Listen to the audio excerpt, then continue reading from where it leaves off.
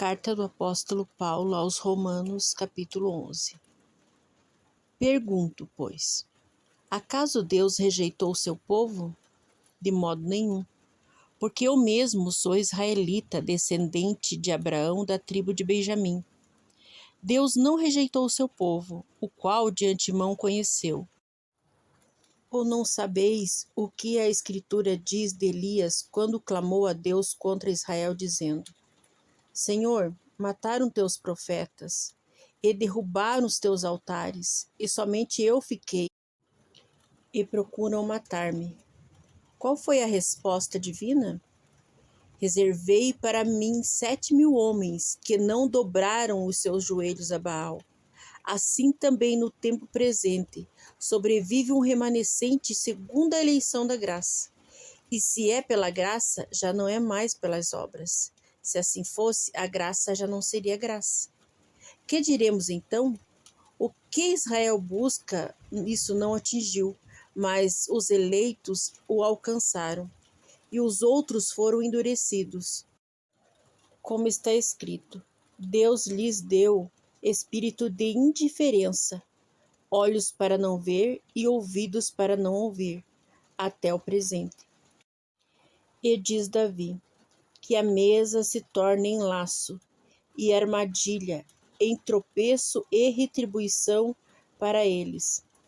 Que seus olhos se escureçam para que não vejam, e suas costas fiquem encurvadas para sempre. Pergunto, pois, acaso tropeçaram para que ficassem caídos? De modo nenhum. Mas por causa da transgressão deles veio a salvação aos gentios, para lhes provocarem ciúmes. Mas, se a transgressão deles é riqueza para o mundo, e seu fracasso riqueza para os gentios, quanto mais sua plenitude.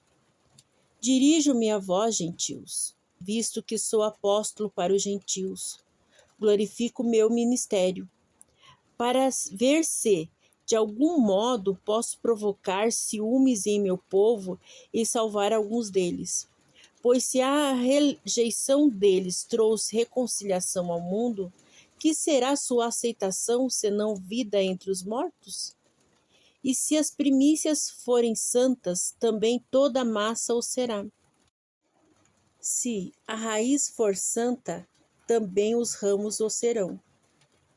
Se alguns dos ramos foram cortados, e tu, sendo oliveira brava, foste enxertado entre eles, e te tornaste participante da seiva da raiz da oliveira. Não te glories contra os ramos. Se te gloriares, saibas que não és tu que sustentas a raiz, mas a raiz a ti. Então dirás, alguns ramos foram cortados para que eu fosse enxertado. Está bem? Eles foram cortados por causa da incredulidade, mas tu permaneces pela fé. Não te ensorbebeças, mas teme. Porque se Deus não poupou os ramos naturais, também não te poupará. Portanto, considerai a bondade e a severidade de Deus. Para os que caíram, severidade, mas para contigo, a bondade de Deus, desde que nele permaneças. De outra forma, também serás cortado.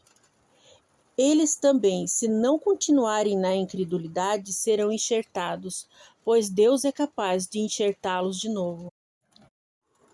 Pois, se foste cortado da oliveira brava e, contra a natureza, enxertado em boa oliveira, quanto mais os ramos naturais não serão enxertados na sua própria oliveira?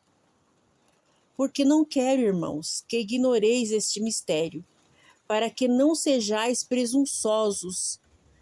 O endurecimento veio em parte a Israel, até que chegue a plenitude dos gentios. E assim todo Israel será salvo, como está escrito: de Sião virá o libertador, e ele afastará de Jacó as impiedades. E esta é a minha aliança com eles, quando eu remover os seus pecados. Em relação ao Evangelho, eles são inimigos por vossa causa, mas em relação à eleição, são amados por causa dos patriarcas. Pois os dons e a vocação de Deus são irrevogáveis. Porque assim como vós também, que antes fostes desobedientes a Deus, mas agora alcançastes misericórdia, graça à obediência deles. Assim também, agora eles foram desobedientes, para que também agora alcancem misericórdia, graças à misericórdia que vós foi concedida.